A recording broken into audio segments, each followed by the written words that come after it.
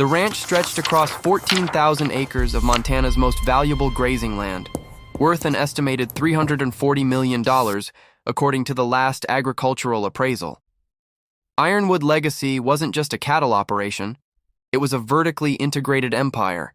Breeding facilities, feedlots, meat processing, distribution networks spanning 7 states, 300 employees, annual revenue pushing $80 million.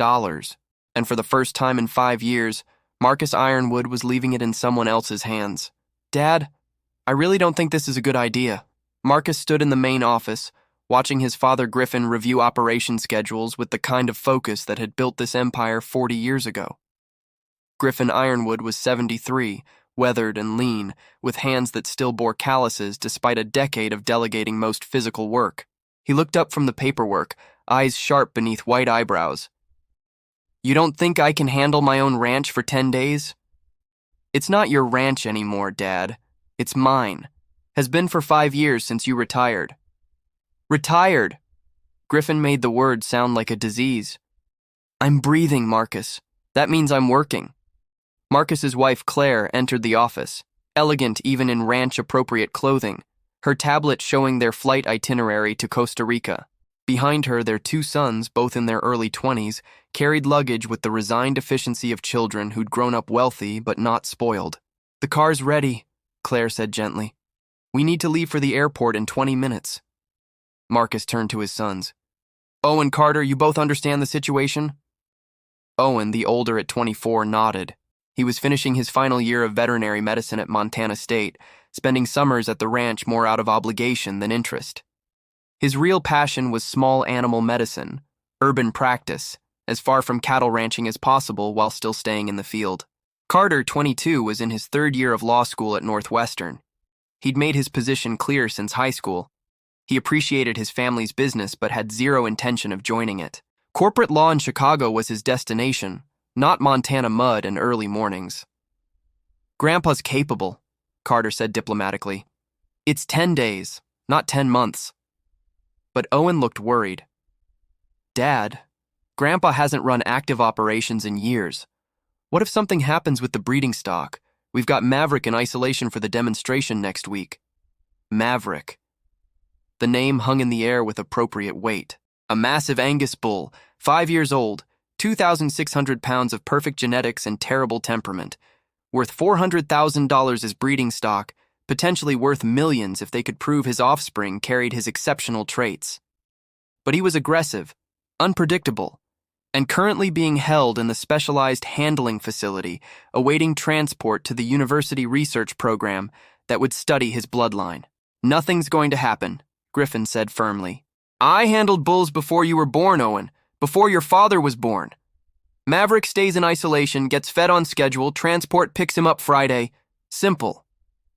"Dad," Marcus tried again, "the staff can handle daily operations.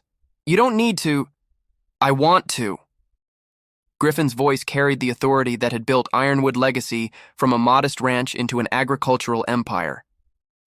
"You're taking your family on vacation for the first time in 3 years. Your boys are questioning whether this life has any value. Maybe if I show them the ranch still runs on more than computers and consultants, they'll remember why we do this." The statement landed like a stone in water, ripples spreading through the tension-filled office. Claire touched Marcus's arm. "We need to go." Marcus pulled his father aside, voice low. "The Rivera inspection is Wednesday.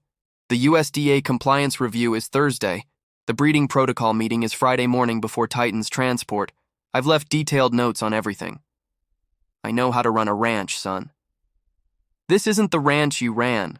It's different now. Bigger. More regulations. More complicated than an old man can handle?" Griffin's eyes flashed. "Go on vacation, Marcus. When you come back, you'll find everything exactly as you left it. Maybe better." The drive to the airport was quiet. Claire sat in front with Marcus, the boys in back with headphones, all processing the uncomfortable reality that the 10-day Costa Rica trip, planned for months, desperately needed, was happening at exactly the wrong time. "He'll be fine," Claire said, not sounding convinced. "He hasn't managed active operations since his heart attack. That was 5 years ago." He's also the man who built everything you're protecting. Give him some credit. Marcus stared at Montana landscape rolling past the window. Ironwood Legacy visible in the distance, vast and organized and modern. His father had built it, yes, but Marcus had transformed it from a successful ranch into an agricultural corporation. Different skills, different era. Owen's right to be worried about Maverick, Marcus said. That bull is a liability wrapped in valuable genetics. One mistake and we're looking at injury lawsuits, insurance claims, USDA violations. Your father knows bulls. He knew bulls 40 years ago. Maverick's different. Bred in controlled environments, handled by specialists, aggressive in ways that require modern protocols. But the plane took off on schedule, and as Montana disappeared beneath clouds, Marcus tried to convince himself that 10 days would pass without incident. He was wrong. Back at Ironwood Legacy, Griffin Ironwood walked through the main breeding facility with the confidence of someone who'd spent 50 years reading cattle better than most people read books. The staff watched him carefully, respectful but uncertain. He'd been retired, hands-off, for 5 years. Now he was back in operational control, and nobody quite knew what that meant. "Where's Maverick?" Griffin asked the facility manager, a competent woman named Andrea Chen who'd been hired by Marcus 3 years ago. "Isolation barn, north side. Per protocol, minimal interaction until Friday transport." "I want to see him." Andrea hesitated. "Mr. Ironwood, Marcus's instructions were—" "I'm not Marcus. Show me the bull." They walked to the isolation facility, a specialized structure with reinforced pens and observation areas designed for handling high-value, high-risk animals. Maverick stood in the center pen, massive and dark, his coat gleaming under industrial lights. Griffin stood at the observation window, studying the bull with an intensity that made Andrea uncomfortable. "What do you see?" she asked carefully. "An animal that's been treated like a problem instead of livestock."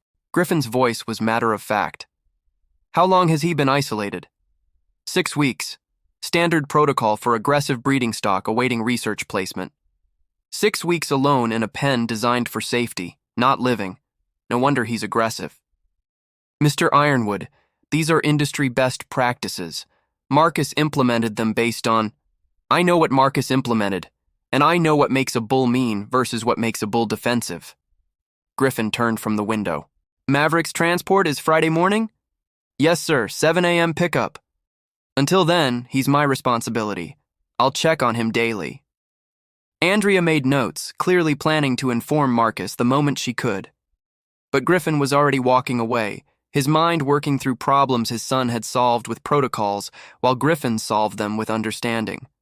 3 days later, on Wednesday afternoon, something would happen that proved the difference between managing systems and managing animals. The gate would open. Maverick would face 2 choices, and the bull everyone thought they knew would make a decision that changed everything.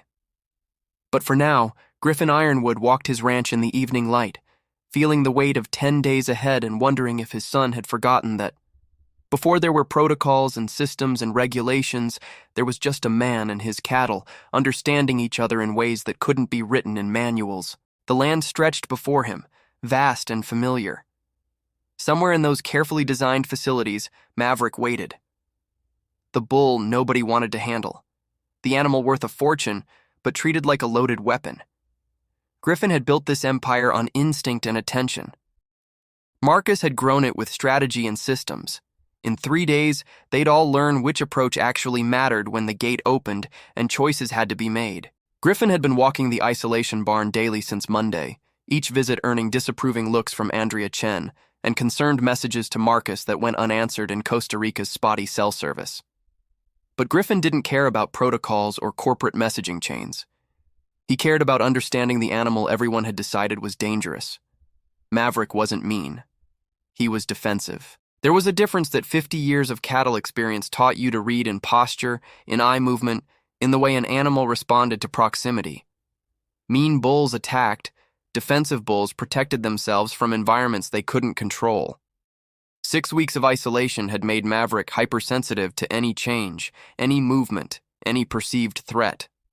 Standard protocol said minimize interaction until transport. Griffin's instinct said the protocol was making things worse. Wednesday started normally. Staff conducted morning rounds, feed delivery, water checks, routine maintenance.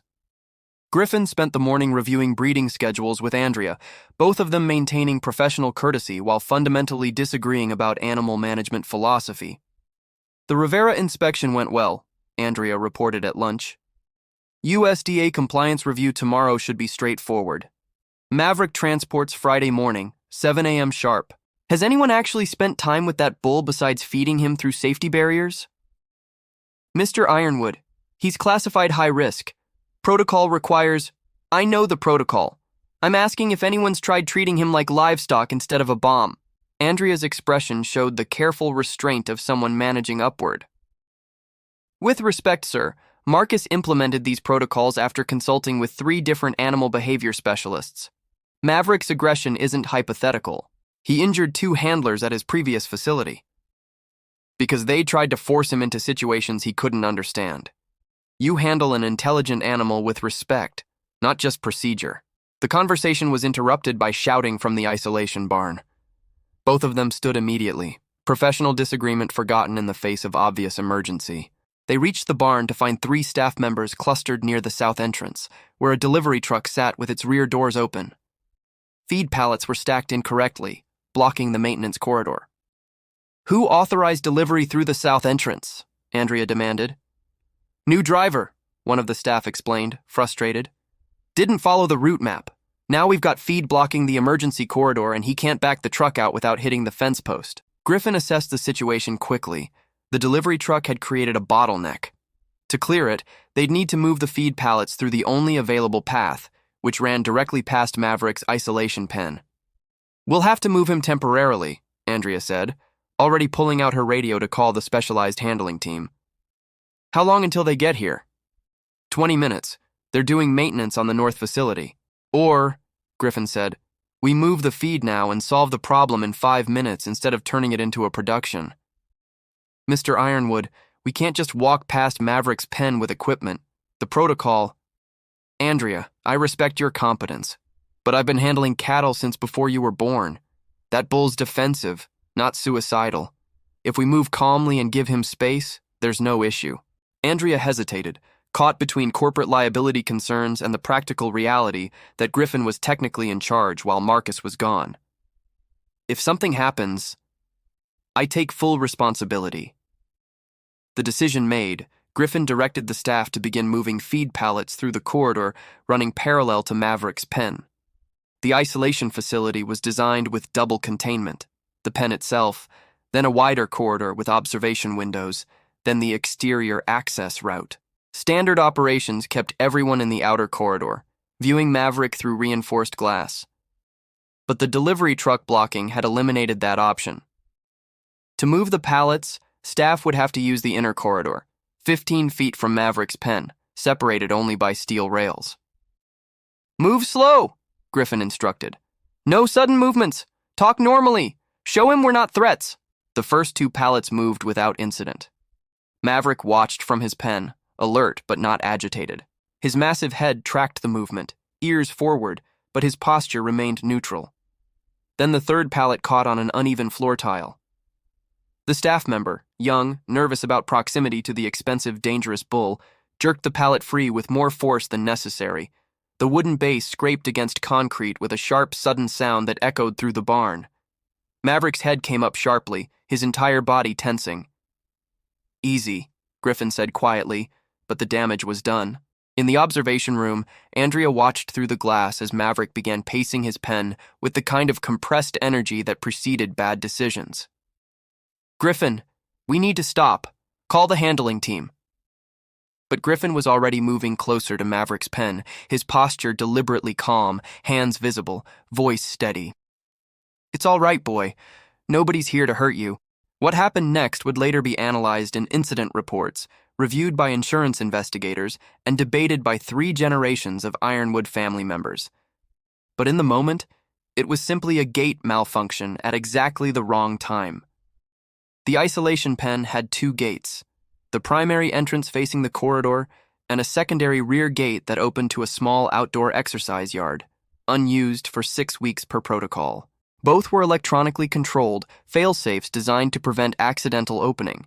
The electrical surge from the delivery truck's faulty alternator shouldn't have affected barn systems. The backup batteries should have prevented any gate response. The automatic locks should have engaged even if power fluctuated. Should have. Instead, at 2:17 p.m. on Wednesday afternoon, both of Maverick's gates unlocked simultaneously. The rear gate swung open first, slower, quieter, opening to the empty exercise yard that connected to the ranch's main training arena. A path to open space, familiar territory from Maverick's early days before isolation protocols. The front gate released 2 seconds later, the magnetic locks disengaging with a metallic click that rang through the corridor. This gate opened to where Griffin stood, where staff clustered with feed pallets, where Andrea watched through glass with growing horror. 2 exits. 2 choices. Everyone in that barn knew what bulls did when gates opened unexpectedly. They ran. They charged. They took the most direct path away from perceived threats, which in this case was the front gate, straight toward the humans who represented 6 weeks of isolation and stress. Andrea was already on the radio. Security to isolation barn, gate malfunction, all personnel evacuate. The staff members abandoned the pallets, moving toward exits with the practiced speed of people who'd trained for emergency scenarios. Griffin stayed exactly where he was, hands at his sides, watching Maverick with the kind of attention that had built an empire on understanding rather than controlling. Maverick stood in the center of his pen, head raised, evaluating. 2 open gates, 2 different directions. The front gate offered direct escape from the barn, from the humans, from everything associated with his isolation. Instinct, panic, self-preservation, all pointed toward that front exit. But Maverick didn't move. He turned his massive head toward the rear gate, toward the empty exercise yard, toward the space that meant something other than escape. Not freedom exactly, but choice. The ability to move on his own terms, rather than in reaction to threats.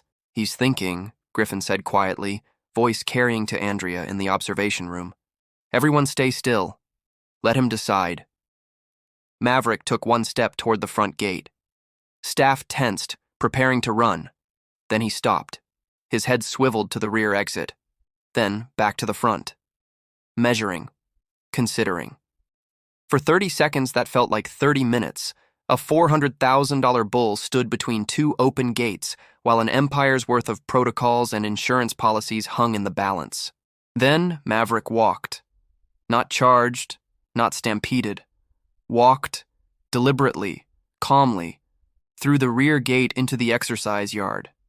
The bull everyone thought they knew had chosen the exit nobody expected. Not escape, not aggression, but the path that led to space without chaos, movement without panic.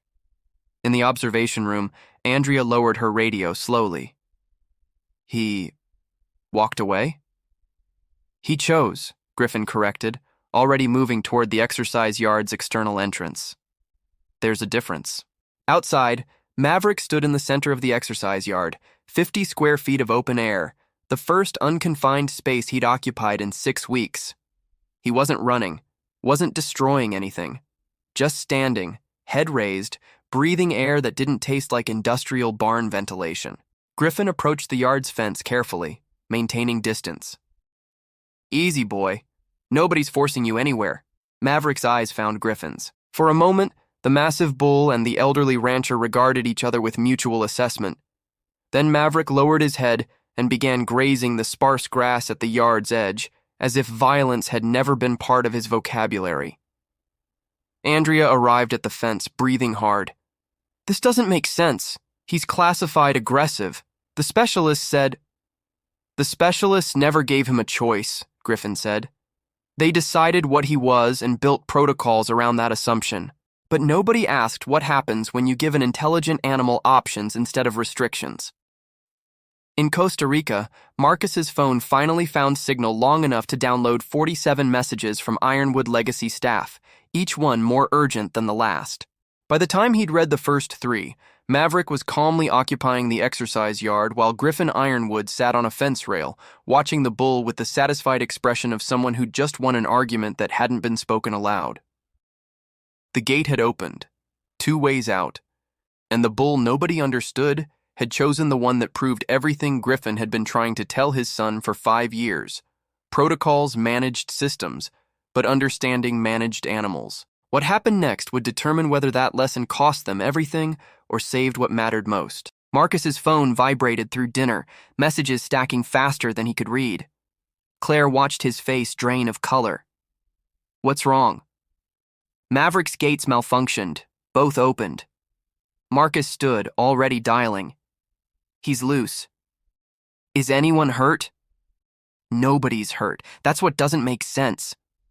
Griffin answered immediately. Before you say anything, everyone's safe. Bull's fine. Situation's under control. Dad, Andrea's reports say Maverick had clear access to staff. If both gates opened, he chose the exercise yard, walked past the opportunity to bolt or charge, been grazing peacefully for 3 hours. Marcus felt his world tilt. Impossible. He's classified aggressive. 2 handlers injured. The specialists. We're wrong. They measured defensive reactions to bad conditions and called it inherent aggression. Dad, you can't just... I can, and I did. Maverick's not dangerous. He's intelligent. There's a difference. Claire touched Marcus's arm. What's he saying? My father's decided 6 weeks of professional assessment is wrong based on one incident. Griffin's voice sharpened. Marcus, I built this ranch before you were born. That bull made a choice your protocols couldn't account for because they don't allow choice at all. The protocols exist for safety, liability, for control, which worked until it didn't. Griffin paused. Your system assumes animals are predictable. Intelligence isn't predictable. It's adaptable. Andrea's voice cut in on conference. Marcus, I need to report formally. Gate malfunction was electrical. Per policy, we file incident reports. Maverick's high-risk status means nothing if he's not actually high risk, Griffin interrupted. One calm response doesn't override documented patterns. Marcus closed his eyes. Andrea, what's Maverick's current status? Exercise yard, under observation. Stable, non-aggressive, but he's not secured. Isolation pen needs electrical certification before we can move him back.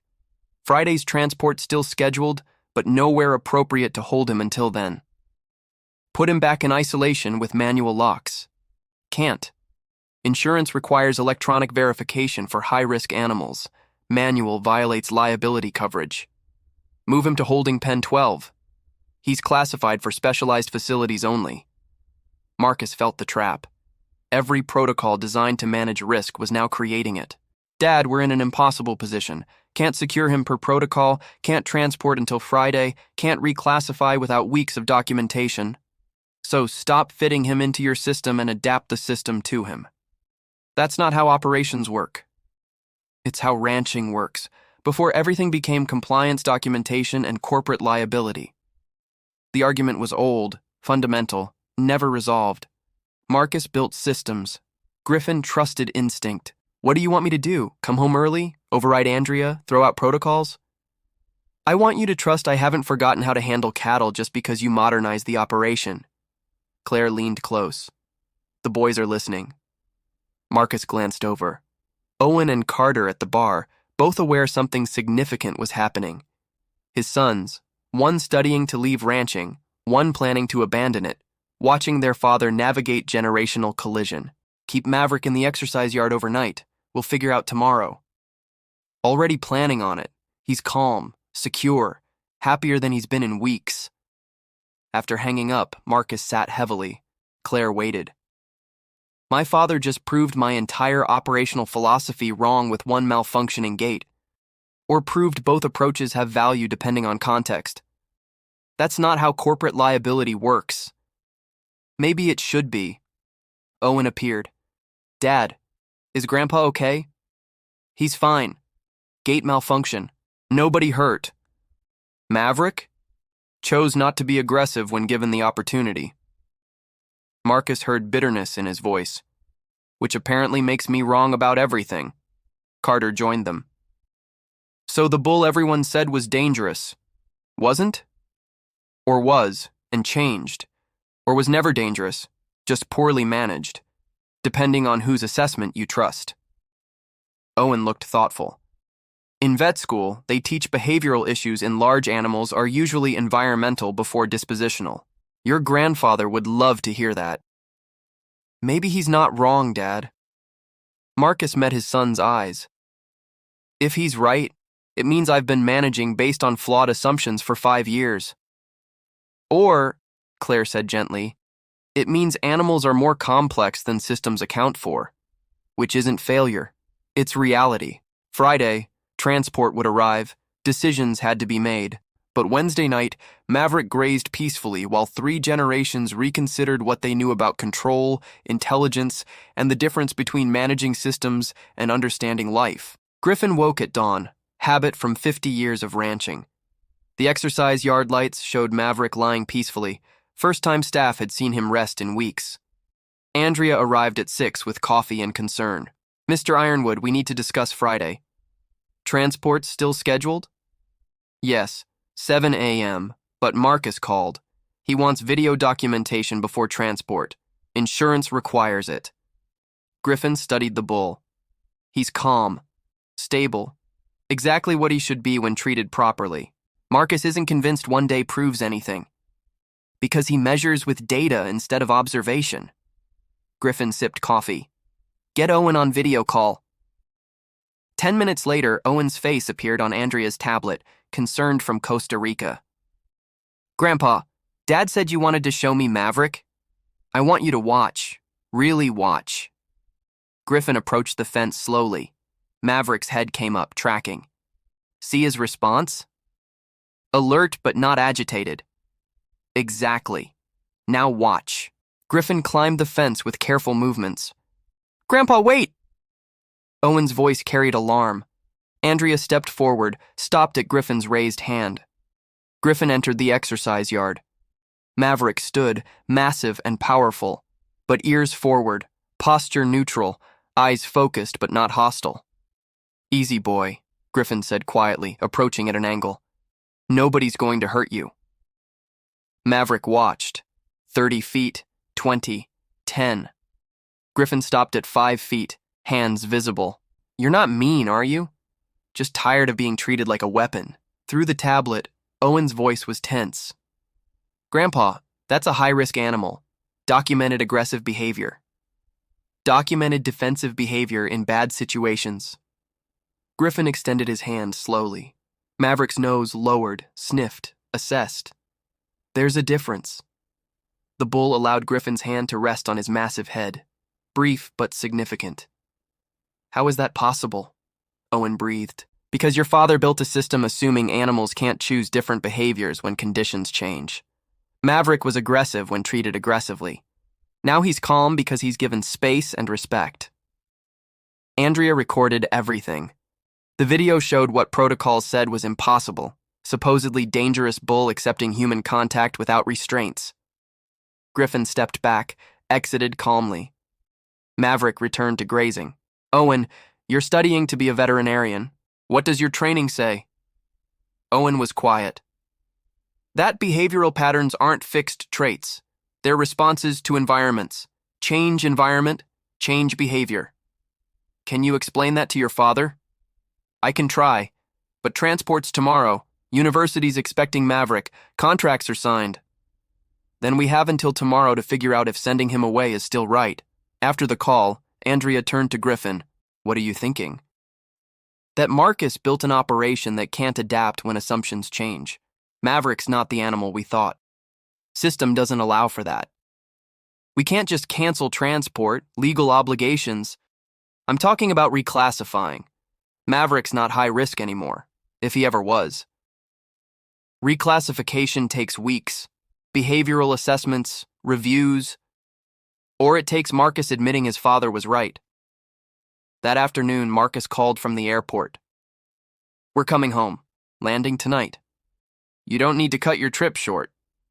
Dad, you climbed in with a bull classified dangerous. Andrea sent the video. What were you thinking? That bull deserves someone to see him as more than a liability statistic. And if you'd been wrong, if he'd charged, then I'd have been wrong. But I wasn't. Because I've spent 50 years learning to read cattle, and Maverick's not dangerous. Your system is. Silence. Then Marcus, quieter. Owen thinks you might be right. Your son's getting a good education. He said watching you with Maverick reminded him why he wanted to be a vet, not corporate animal management, actual understanding. That's not criticism, son. That's hope. Friday would bring transport, decisions, collision of generations. But Thursday evening, Griffin watched Maverick graze peacefully, wondering if maybe this bull's choice had taught them all something about the difference between controlling animals and understanding them. The transport truck arrived at 6:45 a.m. Marcus stood watching as the driver completed paperwork with Andrea, his family behind him, Claire patient, Owen thoughtful, Carter observing. Griffin was already at the exercise yard with Maverick. "Dad's not going to make this easy," Marcus said. Claire touched his shoulder. "Would you want him to?" They walked to the yard together. Griffin stood at the fence, Maverick grazing peacefully nearby. The bull classified dangerous, isolated 6 weeks, scheduled for transport, the bull that had chosen calm over chaos. "Transport's here," Marcus said. "I know. We need to load him. Contract's signed." "I know what's signed." Griffin didn't turn from Maverick. "Question is, are we giving them what they think they're getting?" Marcus felt Owen and Carter watching, learning how decisions got made when data conflicted with observation. "Dad, we can't cancel based on 4 days. Why not? We classified him based on less. That was documented professional assessment. That was measuring symptoms without understanding cause." Griffin turned. "You built something impressive, systems that work, protocols that protect, but you forgot something. Cattle aren't inventory. They're living things that respond to how they're treated." The transport driver approached. "We loading or talking?" Marcus looked at Maverick, Griffin, his sons. Owen's expression showed genuine interest in ranch operations. Not obligation, interest. "Owen, professional opinion. What do you see?" Owen observed Maverick clinically. Calm, non-defensive behavior in unconfined space with multiple humans. Completely inconsistent with aggressive classification. One incident doesn't overturn patterns. But patterns established in bad conditions don't predict behavior in good ones. Owen met his father's eyes. "Grandpa's right.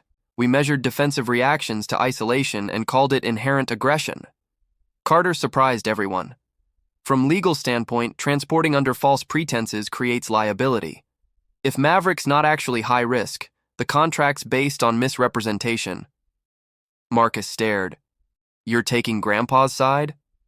"I'm saying old way and new way aren't as incompatible as we thought." Griffin smiled. "Your boys turned out smart. The decision crystallized. Not about protocols or contracts, about whether Marcus could adapt when assumptions changed." "Andrea, contact the university. We need to renegotiate Maverick's classification before transport." "Marcus, he's not high risk. Maybe never was. We send accurate information or we don't send him." The driver nodded. "I'll wait. Not past noon." By 11:30, the university agreed to reassessment. Maverick would stay 30 days, undergo evaluation under improved conditions, then transport with accurate classification. As the truck drove away empty, Griffin and Marcus stood together. "This means redesigning half our protocols," Marcus said. "Good. They needed it. Admitting I was wrong about fundamental assumptions. Better wrong in learning than right and rigid." Owen joined them. "Dad, can I do my residency here? Not city clinic. Here." Marcus felt something shift. "You want to stay?" "I want to learn what Grandpa knows before it's gone. Help you build systems that work with understanding, not instead of it." Carter cleared his throat. "I'm still going to Chicago, but maybe corporate agricultural law. Someone should understand both worlds." That evening, Maverick remained in the exercise yard, calm and secure. 3 generations sat on the fence together, watching the bull that had taught them about choice, understanding, and adapting systems. The gate had opened, 2 ways out. And in choosing the unexpected path, Maverick had shown them that sometimes the most powerful decision isn't obvious escape, but intentional choice that changes everything.